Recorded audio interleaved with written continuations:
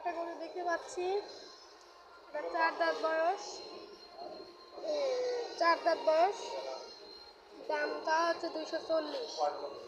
কেউ যদি নিতে চান তো অতি তাড়াতাড়ি হারোপাড়া গ্রামে চলে আসেন রাত্রি ডেয়ারি ফার্ম। একটা গোস্তানটা পার দিলেই আমাদের খামার।